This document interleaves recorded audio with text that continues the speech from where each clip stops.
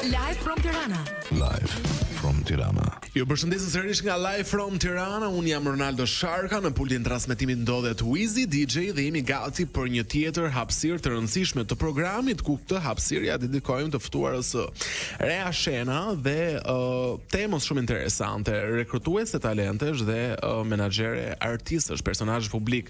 Është Rea, për të gjithë ju që nuk e njihni, por që kam përshtypjen që pak janë ato që nuk të njohin, mirë se vjen në program. Mirë se u gjeta dhe shumë faleminderit vërtet. Si janë mëngjeset e tua zakonisht? Domethënë zgjohesh herët, zgjohesh vonë. Po, duke qenë se unë punoj shumë edhe me Amerikën dhe kam këtë ndryshimin e orëve, ndonjëherë zgjohem shpejt, po shumicën e rasteve mëngjeset e mia janë pak më të ngadalta, sepse mëngjeset e ngadalta, jo të vrullshme. Punoj deri vonë, po. Me Rean, për të gjithë ju që na dëgjoni, do të diskutojmë një temë shumë interesante. Sa din ta menaxhojnë famën e menjëhershme që zakonisht ndodh në Big Brother VIP personazhet publik shqiptar. Është një temë shumë interesante që ha diskutim dhe realisht në këtë tregun ton të vogël të showbizit, në këtë fshatin ton, në këtë lëmin ton mediatik, duket që ka nevojë për mënyrën se si ata duhet të postojnë në Instagram, ku duhet të shfaqen, reklamat që duhet të përzjedhin, strategjitë që duhet të ndjekin, sepse populariteti që fiton nga Big Brother VIP Rea është shumë i madh. Jo të gjithë e fitojnë këtë, por shumica prej tyre fitojnë një popularitet të madh. Dhe le të marrim gjërat hap pas hapi. Gjesi është fituesi i këtij edicioni dhe nuk mund ta mohojmë që është një prej personazheve më të komentuar në këtë lëmin ton mediatik, në rubrikën ton Social Top 5. Gjesti ishte në vendin e parë sot për këtë javë, duke fituar vetëm 60.000 ndjekës në vetëm 7 ditë. Si të duket ty që po e menaxhon famën Gjesti, ose si kanë menaxhuar famën fitues të tjerë të Big Brotherit, të Egla, Luiz, Ilir? Po, atëherë për Gjestin unë kam shprehur edhe në daljet e mia publike që kam folur për Big Brotherin si vjet. Gjesti për mua, pavarësisht lojës së tij që shumë njerëz kanë qenë dakord ose jo me të, është një showman i vërtetë. Është një produkt. Është një produkt shumë ndryshe nga çfarë është parë më përpara në Big Brother dhe mënyra se si ai trajtonte çdo gjë në atë shtëpi, duke filluar që nga kamerat, personazhet e tjerë që ishin brenda, ishte me vërtet që ai donte të bënte një show të vërtetë, domethënë, përderisa kishte ardhur me atë idenë për mendimin tim që do ta fitonte dhe e fitoi. Fama që vjen nga Big Brother, mendoj se shumë personazhe ndihen pak të vënë kështu në spotlight menjëherë, pavarësisht se mund të kem pas famë përpara. Dhe mendoj unë, sipas punës që kam bërë deri më sot dhe me personazhe jashtë, që është pak jo e mirë menaxhuar. Po të marrim rastin e Gjestit, me sa mora vesh, shumë shpejt sot ndoshta ka një koncertin e parë, shfaqjen e tij të parë publike, që unë nëse do isha menaxherja e Gjestit, do kisha sugjeruar që të merrte pak kohë për veten e tij, të mblidhte mendimet në kokë dhe çdo gjë dhe pastaj të rishfaqej sërish në publik. Po mos ndoshta se kanë atyre që mendojnë që duhet shfrytzuar momenti. Po, momenti duhet shfrytzuar, por po të marrim dhe personazhe për shembull dhe më përpara, mendoj se Luizi bëri të njëjtën gjë, që direkt e mbas Big Brother shumë të shpejt, domethënë, dhe direkt mbas asaj bumi dhe ulja ishte po e të njëjtit nivel. Mendoj se mbas Big Brotherit nuk është se kemi dëgjuar, mbasi mbaruan ato 6-7-8 muaj, gjithë koncertet e verës dhe këto, nuk mendoj se kemi dëgjuar të njëjtën boom nga ai artist dhe mendoj se ai është një artist shumë i vlerësuar për publikun shqiptar. Kjo ndoshta erdhi pikërisht sepse unë nxitua pak, do të thoja, në gjithë atë projektin e vet që bëri mbas Big Brotherit. Të njëjtën gjë mendon edhe për Gjestin, pra e ka pak të nxituar këtë gjë thua. Gjesti vendos të reagoj sepse këto janë detaje që shumica mendojnë që janë të parëndësishme, por unë mendoj që janë shumë të rëndësishme në impaktin që lë në publik. Bëri një reagim zyrtar në llogarinë e tij në Instagram për fitoren e Big Brother VIP në shumë pak rreshta. Si të duk ty ky reagim për një fitues Big Brotherit dhe me këto nivele fame që ka arritur? Të gjitha këto Mendoj përgjigje dhe do më japësh më një herë pas bllokut të shkurtër publicitar. Reklama. Në këtë moment ne vazhdojmë të jemi në studio me Rea Shena, menaxhere artistësh dhe rekrutuese talentesh dhe jemi duke biseduar se si e menaxhojnë famën që marrin nga Big Brother VIP ish banorët e Big Brotherave ndër vite, por kryesisht fokusi është në këtë edicion, i cili është i freskët fare. Dhe përpara se të shkëputeshim në reklama, e lam tek statusi i Gjesit në Instagram, ku ti që merresh me menaxhimin e artistëve, si do duhet të reagonte Gjesti pas një fitore kaq të madhe. Për rikujtesë, Gjesti ka shkruar: "Po dal për një eksperiencë që s'ko me harru kurr. Se kom ditë që jashtë atyre mureve kam me mprit kaq shumë dashni. Jo më tu ndi shumë i bekum.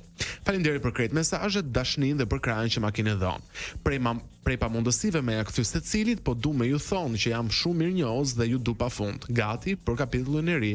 Gjesti shkruan ai në Instagramin e tij zyrtar dhe përpos saj këto ditë ka postuar edhe foto në një Lamborghini, që është një vlerë makine shumë e shtrenjtë dhe jo e përballueshme nga të gjithë. Nuk e di se Lamborghini të tillë mund të gjejnë në Shqipëri.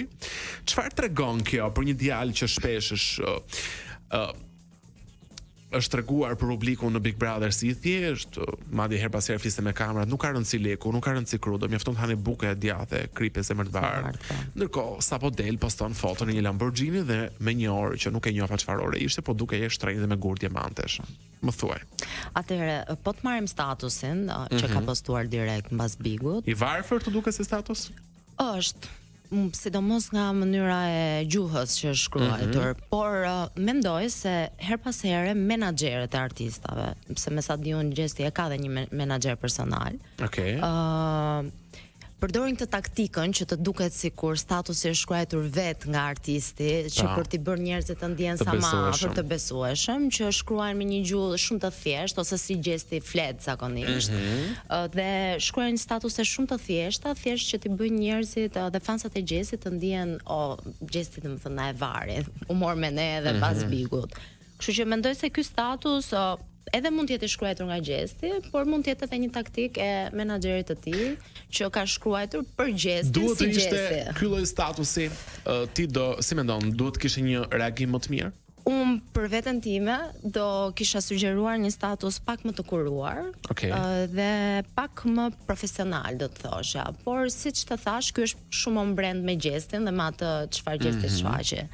Pas daljes nga Bigu me fotot që përmende me Lamborghini dhe orat e gjërat e këtij lloji, këtu bie ndesh. Shumë siç e the ti, me ato çfarë shfaqur në Big dhe se çfarë po të bën direkt e mas Bigut. Në showbiz edhe në showbizin botror këto gjëra ndodhin çdo ditë. Po ki parasysh që në një shoqëri ku shumica e kësaj shoqërie është e varfër, të dashuron kur ti je i varfër dhe vishesh me jashtëzakonisht shumë. Pastaj kur kjo shoqëri sheh që ti je më lart se këto me lek, këtu fillon kam vështirë optika ime, nuk e di. Jo, ke shumë të drejtë. Po, njerëzit pëlqejnë njerëzit që janë si vetja e tyre. Se kanë tallur pak në këtë pjesë. Mendoj se kjo ishte një lojë edhe për gjërat të tjera që nuk do doja të diskutojmë. Po, ishte një kështu tip bifi mediatik. Gjithashtu dje kishte postuar nga një Lamborghini. Atëherë, vinte fjalët e mia që loja vazhdon, domethënë kjo është thjesht një lojë mediatike. Janë të tre këngëtar, të tre në showbiz, kështu që unë për shembull, çfarë do të bëja unë qose do të isha unë menaxheri i Gjestit, do të shija për shembull që Jozi ka postuar foto nga një Lamborghini. Do e merr Gjestin, do e hipa në një karroc kali. Për të bërë komplet të kundërt. Komplet të kundërtën. Mendoj që do të shkaktonte më reakcione publike. Edhe shumë polemika, shumë e vërtetë ajo, por ja, shumë njerëz thjesht shohin diçka, ndoshta ai e pa që ai status mori viralitet dhe tha, "Prit të kthej përgjigje me të njëjtën monedhë, domethënë ti je këtu, unë jam edhe unë këtu, ndoshta edhe më lart se ty." Këto janë bifet që zakonisht bëjnë reperat jashtë, hip-hop artist, bëjnë shumë me njëri tjetrin gjatë gjithë kohës, edhe në showbizin tonë janë gjëra që kanë ndodhur edhe më përpara dhe do vazhdojnë të ndodhin akoma, mendoj unë. Nga eksperienca jote, sa mendon ti që mund të paguhet Gjesti për një postim në Instagram aktualisht? Aktualisht besoj se do filloj diçka mbi 5.000. Mbi 5.000 euro vetëm me një postim, vetëm me një postim, mendoj unë. Mendoj se kjo duhet të jetë ajo për të cilën ai duhet sunoj patjetër. 5.000 e sipër sepse ka njerëz të tjerë influencerë të tjerë që paguajnë deri në 3-4.000 euro dhe nuk kanë këtë viralitetin e momentit. Po nuk u pagua tani për 5.000 euro thuaj kur do paguhet. Sa mendon që mund të shkojë një natë koncert i Gjestit?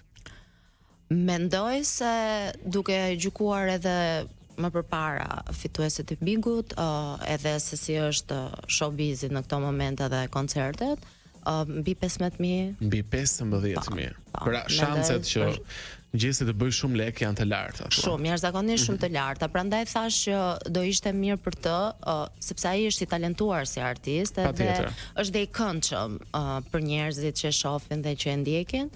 Dhe përveç se duhet patjetër që famën tani se hekur i rrihet sa shëndet, siç themi ne, po duhet të jetë shumë larg pamës edhe për atë çka vjen mbrapa Bigut, sepse vitin tjetër do vi Bigu tjetër me shpresë, kështu që fituesi radhën, Por e rëndësishme është që jo vetëm Gjesti, por të gjithë këta ish banor të këtij edicioni ta shfrytëzojnë e të marrin të ardhurat se këtë ta jep Bigo. Domethënë jo vetëm çmimi është një platformë patjetër që të krijon një mundësi jashtëzakonisht të madhe. Sa mund të fitoj Rozana pas Bigut? Pra është Rozana një produkt që mund të shesi edhe duke bërë Big Brother, apo është një produkt i konsumuar? Çfarë mendon që mund të ndodhë me Laertin? Dhe një tjetër produkt i këtij Big Brotheri që në optikën time mendoj që mund të shesi shumë këtë periudhë është Egli Tako. Por deri atëherë do të shkojmë të fluturojmë pak. Rea, e lam tek Rozana Radi. Është Rozana një produkt që mund të shesi pas Big Brotherit? Unë mendoj se Rozana Xha ka bërë një personalitet për veten e vet. Bigu ishte diçka që e rriti akoma dhe më shumë dhe ka për mendimin tim mundësira për të që të vazhdojë dhe të marrë një famë. Më le të rikujtoj pak, Rozana këtë javë kishte fituar 14.000 ndjekës tesh për update, okay? Po, mendoj se po, ka akoma vend për Rozanën në showbizin shqiptar. Po ku mund të shesi Rozana në muzikë më shumë, në televizion me emisione? Në Instagram si influencer? Tani, si influencer në Instagram nuk e shoh, sepse është një gjë që Rozana nuk është se e ka bërë deri më sot edhe të filloj ta bëj tani. Ka bërë, por nuk ka qenë gjëja e saj kryesore. Ka një tjetër lloj personaliteti që ka krijuar një opinion ndryshe në publikun shqiptar. Ja ti analizojmë pak shifrat e Rozana Radit. Një reel si Rozanës si publikuar me takimin me Andeta Radin me të motrën në finale ka vetëm 72.000 views. Që janë pak, kam përshtypjen dhe është publikuar prej 4 ditësh. Ndërkohë Reelsi i Gjestit që ka publikuar nga finalja e Big Brother VIP ka 5.3 milion views. 202.000 like, 10.000 komente. Është një diferencë shumë e madhe. 4.000 share. Domethënë është tmerrsisht, pra Rozana nuk ka pas 100.000 views, Gjesti ka 5.3 milion. Por mendoj se ka të bëj pak dhe mosha e fansave të Rozanës dhe fansave të Gjestit. Fansat e Rozanës nuk janë, mendoj se janë një moshe pak më të madhe. Dhe nuk janë aq të përshënduar. Mos e gjykon moshën tre se kanë TikTok, kanë Instagram, ças kanë Snap, kanë sinjale, kanë Tinder. Po, kanë çështje. Kanë çdo gjë sot realisht. Është më vërtet, i kanë të gjitha, por puna është që nuk funksionon të egër. Kurse fansat e Gjestit janë shumë moshë re dhe janë pikërisht në atë moshën që çdo gjë duan ta bëjnë me societetin më të madh, me shifra, me çdo gjë. Prandaj mendoj se në rrjetet sociale kjo ka të bëjë shumë, sepse gjithmonë e krahasoj dhe me jashtë dhe ndodh edhe me artistët jashtë. Do të thënë që kur kanë një fanbase pak mbi moshën 30 ose 35, ndryshojnë shifrat shumë, por kjo nuk do të thotë se nuk janë virale apo nuk janë të pëlqyer apo nuk janë të dashur për publikun. Dhe për Rozanën do thosha që do ta shifsha shumë në një program televiziv. Aty mund të ishte më e mirë asaj. Ajo është ajo. Dhe si tekst shkruese është shumë e mirë dhe të vazhdoj atë sepse këngët e saj janë shumë të bukura. Laert Vasili, çfarë do bëje ti me Laertin nëse do e kishe menaxhim? Duke qenë se ka një highlights shumë të madh në këtë Big Brother që është Saga Pao Laerti.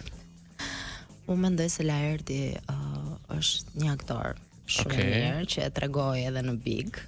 Po mund të bënte ai për shembull një film me të ëmën, me Rebekën.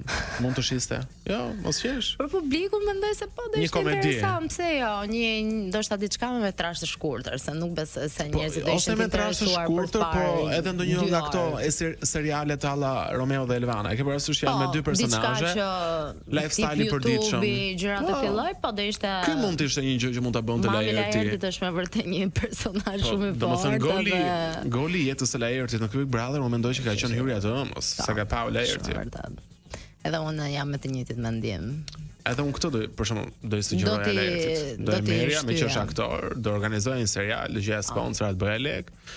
Me mami Rebekën. Shumë e bukur si ide. Ndoshta do ishte e pëlqyer për publikun. Por megjithatë mendoj se Laerti duhet të shtyr shumë punës teatrit. Fatkeqësisht ne nuk kemi shumë mbështetje për artistët e teatrit. Problemi është se teatri s'ka lek. S'ka lek, por mendoj se ai aty shkëlqen më tepër se çdo vend tjetër. Mos e nënvlerësoj edhe për studio televizive. Nuk e nënvlerësoj, por prapë. Në cilin program do është Laertin? Jo si moderator, po si opinionist, panelist, apo jo. Unë mendoj se Laerti do ishte mirë me një program të vetin. Program të vetin që në fokus të kishte. Është edhe me njerëz të showbizit, por duke qenë se ai është një artist edhe një njerëz që futet në gjendje, futet në gjendje, diçka dramatike. Kupton, jo thjesht kështu lemonade, siç thon amerikanët, për të kaluar kohën, por një gjë realisht të thellë që të nxirrte nga personazhet e showbizit. Pasi pash të intervistën e Laertit tek Sidorella Gjoni në Shqipëri Live, ku thotë që Gjesi është analfabet funksional. Po e marrim për rast, nëse unë do të isha sërish menaxheri i Gjesit, do të merra Gjestin, edhe do të merrja atë alfabetin e madh shqiptar. Edhe do me një shkop dhe do vendosja Gjesin të interpretonte A e madhe e shtypit, A e vogël e shtypit. Pra, pse nuk i bëjnë këto gjëra, këto nuk e kuptoj. Unë realisht do të hap një studio të menaxhoj VIP tani që e mendoj. Ti ke shumë idera që jashtë do të shkonin shumë njerëz. Jo, po imagjino sa mund të argëtonte publikun, pra Laerti del seriozisht flet anatemon fitoren e Gjesit tek Shqipëria Live. Unë nga ana tjetër do merra Gjestin të mësonte alfabetin, se tash prapë alfabetin. Në një reel në Instagram. Po ti do ta kthesh të Valbona Mjilli për shembull, pse Dreqin kur doli nga ky Big Brother nuk poston foto me libra, duke mësuar Auschwitzin. Pra, pse nuk i bëjnë këto gjëra? Nuk e kuptoj, por e kanë mendjen të bëjnë reelsa në Instagram me xixa dhe me gur. Sepse për të kuptuar këtë lloj humori ose këtë lloj qasje, njerëzit duhet të kenë duhet të jenë pak si puna jote dhe imja, se dhe mua më pëlqejnë këto që i pëlqejnë shumë ironite, këto gjërat, po nuk mendoj se publiku është shumë do më tepër këto golden glitter. Po më besoj që do dhe këto tjera, se unë mbajmend atëherë në bifin tim me Luizin ku thoshte hajde mirë ato 5.000 euro, para 2 vitesh unë postova një video në story me një çantë në dorë për tikur për të marrë lekë, dhe këto dhe të gjithë e kuptuan dhe u argëtuan. Ishin po nga ty si personazh po e kanë qasur, po ndoshta nuk shkon me të gjithë. Duhet të jesh edhe vet ashtu. Gjesi do i shkonte kjo. Çfarë më thua Luizi? Këngën do të vëm pas publicitetit, më thotë Luizi. Më fal Luizi, po jam i entuziazmuar tashmë për shifrat e rrjeteve sociale. Kemi publicitet, ë? E kemi një publicitet. Shkojmë pak në publicitet? Patjetër.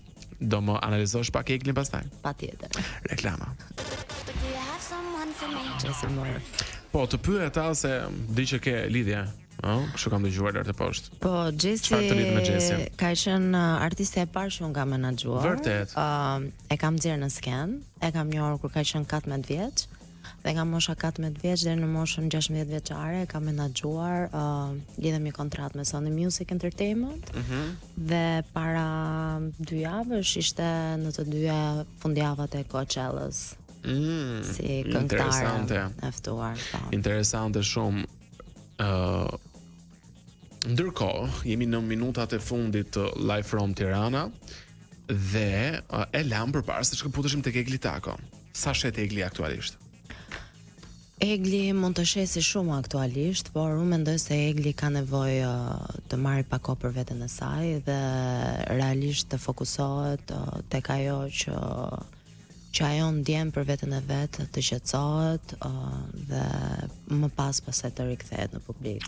Qofse unë do isha menaxherja e saj në asnjë mënyrë, nuk do ta shtyja për të qenë në vëmendje të publikut.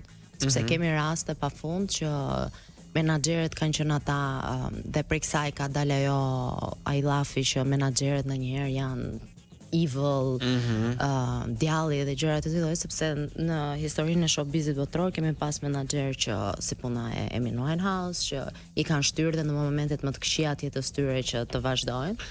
Dhe Egli, me sa që ka folur aty vet edhe me çka kemi parë ne, mendoj se nuk është në gjendje për momentin që të merret me koncerte, të vazhdojë me një reality show. Duhet realisht të fokusohet te vetja vet. Egli apo Xheneta, kush mendon që do shesë më shumë këtë verë? Mendoj se Xheneta. Vërtet? Po. Pse e mendon kështu? Po sepse Xheneta është një karakter shumë ndryshe nga Egli dhe që mund të luajë me Instagram. Luan me Instagram jashtëzakonisht shumë dhe sido që të jetë njerëzit e duan apo jo, prapë përfolja për të është jashtëzakonisht shumë e madhe. Nga 1.9 milion, nga 2 milion i ka reelsat e fundit të Egli, po dhe Xheneta nuk është keqe.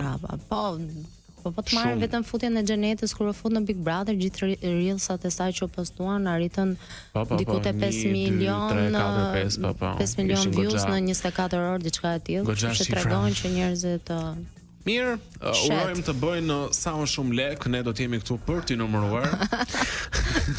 Patjetër, sa shfuton. Çfarë do bëjmë? Do numërojmë shifrat reja. Unë të falenderoj shumë që faleminderit për ftesën. Ndave këtë të premte me ne dhe të uroj një të premte dhe fundjavë të bukur në vazhdim. Gjithashtu edhe unë juve. Ne kemi mbërritur në fund të programit. Faleminderit Wizy DJ, faleminderit të gjithë ju që na dëgjuat. Live from Tirana rikthehet sërish ditën e hënë. Deri atëherë unë ju lë në shoqërinë e David Guetta dhe Sia Beautiful People, siç jemi ne këtu në studio, njerëz të bukur. Deri atëherë ju uroj një super fundjavë të bukur dhe gjithmonë mos harroni kudo me vete Top Albania Radio nga Ronaldo Sharka, kalofshit bukur dhe bëfshit qejf.